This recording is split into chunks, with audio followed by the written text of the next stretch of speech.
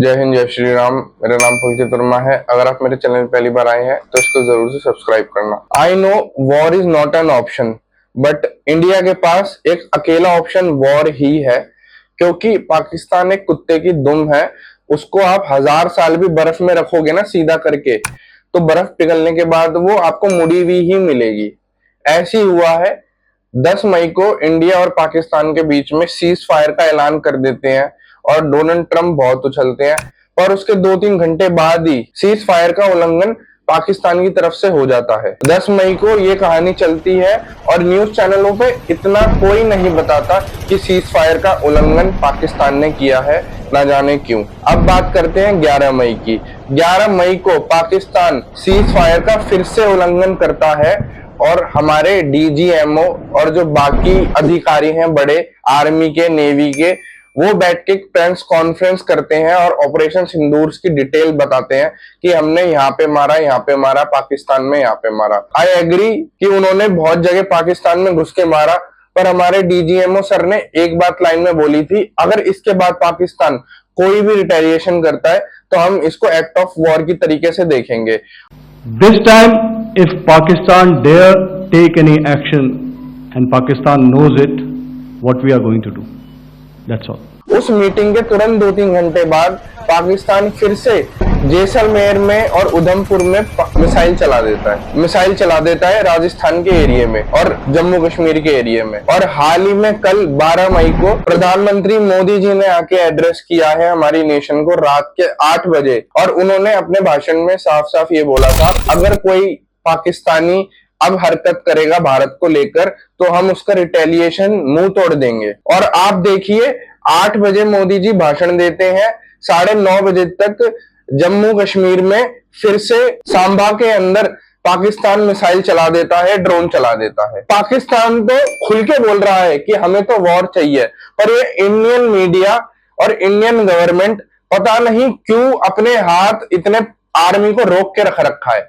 Army वाले हमारे देश में मैंने देखा है मरने के लिए तैयार है, वो इस देश से इतना प्यार करते हैं। गवर्नमेंट के पास अच्छा खासा मौका है पीओके लेने का, पाकिस्तान को घर में घुस के मारने का, और पाकिस्तान को एक लिस्ट बना के भेजो कि हमें ये आतंकवादी चाहिए। पर पता नहीं इंडियन गवर्नमेंट बैकफुट पे क्यों आ गई। ऑपरेशन सिंदूर सक्सेसफुल हुआ है, हमने पुलवामा का बदला ले लिया है और पहलगाम का बदला ले लिया है, पर ये हमारे पास एज था इस बार और हम पाकिस्तान को अच्छे से मार सकते थे, हमने नहीं मारा और दिस इज अ फैक्ट। और पाकिस्तान ने बोल रखा है साफ कि भाई हम तो वॉर चाह रहे हैं। हमारे देश के पीएम आते हैं, कैमरे पे बोल के जाते हैं, उसके तुरंत बाद 1 घंटे बाद स्ट्राइक हो जाती है। हमारी आर्मी के डीजीएमओ जी आते हैं, उसके तुरंत 1-2 घंटे के बाद पाकिस्तान स्ट्राइक कर देता है। हमारे इंडियन मीडिया, हमारी इंडियन आर्मी के जो बड़े अधिकारी है, वो सब कैमरे पे आके बहुत बड़ी बड़ी बातें बोल के जा रहे हैं। उनकी वो बातें सच भी हैं, पर साहब आपने ये बोला है कि अब पाकिस्तान का हम रिटेलिएशन नहीं करेंगे, हम उनको चढ़ के ठोक के मारेंगे, तो आप मार क्यों नहीं रहे?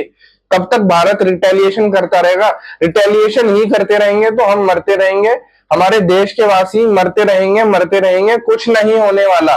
हम उनके 20 मार देंगे, वो हमारे 20 मार देंगे, पर जब तक हम चढ़ के नहीं मारेंगे इजराइल की तरह, इंडिया पिटता रहेगा। मुझे माफ कर देना पर ये सच्चाई है। इंडिया के पास हमेशा एज होती है, पर इंडिया अपनी इंसानियत के चक्कर में ना अपने ही ऐसी तैसी करा लेता है। अगर यही सेम चीज इजराइल सोच लेना तो इजराइल 2 दिन में खत्म हो जाएगा। पर उसको पता है अगर उसको जिंदा रहना है तो उसको अपना वजूद दिखाना पड़ेगा और अपने दुश्मनों को घर में घुस के जड़ समेत खत्म करना पड़ेगा, जो कि वो बखूबी कर रहा है। यूएस से दुनिया में इतना ज्ञान बांटता है, कॉमन सेंस की बात करता है, इसकी खुद की किसी देश से लड़ाई होती है तो उस देश को तबाह कर देता है। सीरिया में इसने इतनी स्ट्राइक करी, इतने लोग मरवा दिए, यमन के अंदर इतने लोग मरवा रहा है। इजराइल को यूएसए ने एक शब्द नहीं बोला कि वहां पे आप मत गोलियां चलाओ, मत मारो, पीस डिक्लेयर करो। और इंडिया और पाकिस्तान के वॉर में आके वो अपने हथियार ना उसके रुक जाए, इसलिए इंडिया को बोल रहा है कि तुम पीस से रहो, इंडिया मत मारो पाकिस्तान को। ये यूएसए के प्रेशर में हमें बिल्कुल नहीं आना। यूएसए चाह रहा है इसकी चाइना के साथ जो ट्रेड डील है वो तरीके से हो जाए, ताकि चाइना भी अपना माल पाकिस्तान को बेच सके, यूएसए भी माल बेच सके और दोनों पैसे कमाए और इंडिया जाए तेल लेने। Modi ji, I am supporting you all the time, but ये जो चीजें हुई है ना, इससे मुझे बहुत दुख हुआ है देखकर कि हमने आपको वोट दिया था इसीलिए क्योंकि पुरानी सरकारें मारती नहीं थी अच्छे से। आपने मारा है नो डाउट, पर आप अच्छे से मार सकते थे, आपके पास अभी भी एज है। पता नहीं भारत किस लिए वेट कर रहा है। I know war is not an option, but for India war is only option. अभी सीज फायर का उल्लंघन पाकिस्तान करे जा रहे। हमारी आर्मी सिर्फ रिटेलिएशन कर रही है। मेरे को पक्का पता है कि जो हमारी आर्मी है ना, वो तो रिटेलिएशन ऐसा कर सकती है कि पाकिस्तान की हिम्मत नहीं हो, पर ये कौन सा प्रेशर है जो उनको रोक रहा है वो मुझे समझ नहीं आ रहा। और ये बॉलीवुड स्टार्स का भी आप दोगलापन देख लीजिए, इनका मुंह नहीं खुला। ऑपरेशन सिंदूर की इन्होंने जरा सी भी तारीफ नहीं करी, और ये जितने भी पंजाबी सिंगर है इन्होंने भी ऑपरेशन सिंदूर की तारीफ नहीं करी। ये बॉलीवुड के जितने भी एक्टर है, पंजाबी सिंगर है, ये सारे सिर्फ पैसा कमाने के लिए हमारे पास आते हैं। इनको हमने इतना सर पे चढ़ा दिया है, इनकी वैल्यू थोड़ी लो करनी पड़ेगी, क्योंकि ये लोग पाकिस्तान के खिलाफ कुछ नहीं बोल रहे। पाकिस्तान ने हमारे देश के नागरिकों को मारा है। पाकिस्तान के जो एक्टर है उनको पता है उनके देश की गलती है, और उनमें देशभक्ति जज्बा देखिए कि अपने पाकिस्तान का सपोर्ट कर रहे हैं, अपनी पाकिस्तानी आर्मी का सपोर्ट कर रहे हैं। उनको पता है कि वो गलत है, उसके बावजूद they are supporting their nation, they are supporting their government. But in India are actors are scared कि if they support operation Sindoor, if they support Indian government for this good operation, तो उनके जो पाकिस्तानी फैन बेस है वो खतरे में आ जाएगा। जो मुस्लिम फैन बेस है उनका कट्टर पाकिस्तान के अंदर बैठा है और जो दूसरी नेशन के अंदर बैठा है वो उनका खतरे में आ जाएगा। तो ये लोग सिर्फ अपने फैंस का सोचेंगे। ये इंडिया में जो इनको इतना मोटा पैसा कमा के इतना बड़े आदमी बना दिया ना, ये तुम्हारे बारे में घंटा नहीं सोचने वाले। ये सिर्फ कैमरे के आगे हीरो बन सकते हैं, बॉलीवुड में पिक्चरों में हीरो बन सकते हैं, पर on screen they are just a normal person.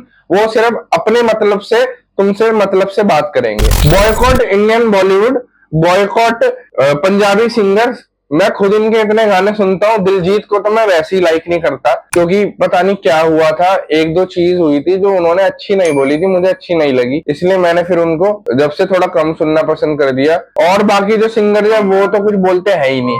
और पाकिस्तान की फजीयत देखिए, इनकी आर्मी हारी है, ये लोग हारे हैं फिर भी सेलिब्रेशन कर रहे हैं, मिठाइयां बांट रहे हैं। लो भाईजान, लो लो, अल्लाह का शुक्र है हम जीत गए। तुम नहीं जीते, तुम्हारे भगवान को भी मालूम है तुम्हारी कितनी गंदी फजीयत करी है इंडिया ने। तुम्हारे देश में घुस के 100 किलोमीटर अंदर तुम्हारे एयरपोर्ट तबाह कर दिए, पोर्ट तबाह कर दिए, एयरबेस पे हमने गोलियां चला दी, मिसाइलें छोड़ दी। तो ये जो फालतू की झूठी खुशी दिखा रहे हो दुनिया को, ये मत दिखाओ। पर ये इंडिया वालों को सोचना होगा, हमारी देश की सरकार को, आर्मी को सोचना होगा। इंडिया इस टाइम एच पे चल रहा है, अगर हम ठोस कदम उठाते हैं तो हम एच पे बने रहेंगे, और एटलीस्ट 30 से 40 साल इंडिया के अंदर पीस आ जाएगा, कोई बड़ा आतंकवादी हमला नहीं होगा। क्योंकि कुत्ते की दुम को जब तक हम नहीं सुधारेंगे ढंग से, वो 3-4 साल 5-6 साल में छोटा मोटा चलता रहेगा। और फिर लोग ना मेंटली भी इतने प्रिपेयर हो जाएंगे कि हाँ ये तो हर 5-6 साल में होना होता है।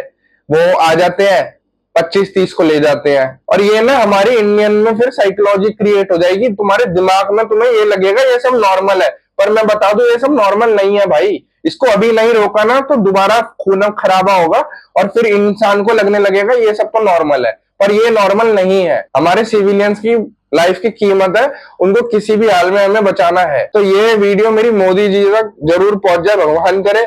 और जितने भी लोग हैं प्लीज सीज फायर का सपोर्ट करो, पर इतना मत करो कि जब इंडिया की मारने की बारी आए तो इंडिया मार ना पाए। जय हिंद, जय श्री राम, भारत माता की जय, और होप फॉर द बेस्ट। और पाकिस्तान को हम तगड़ा जवाब दे चुके हैं। भगवान करे अगर वो कोई गलती करता है तो उसको ऐसा जवाब दें कि जो सिर्फ बातों में ना दिखे हमारे इंडियन मीडिया में और इंडियन लोगों में, वो हमें हकीकत में आंखों से दिखे और पूरी दुनिया को दिखे कि भारत की पावर क्या है। अभी 2-3 दिन पहले भारत ने अपनी पावर तगड़े तरीके से दिखाई है, तो अब दोबारा अगर भारत को अपनी शक्ति दिखाने का मौका मिले तो ऐसी शक्ति दिखाए कि आने वाले 30-40 साल जो हमारा दुश्मन है वो शांति से बैठ जाए। जय हिंद, जय श्री राम, भारत माता की जय।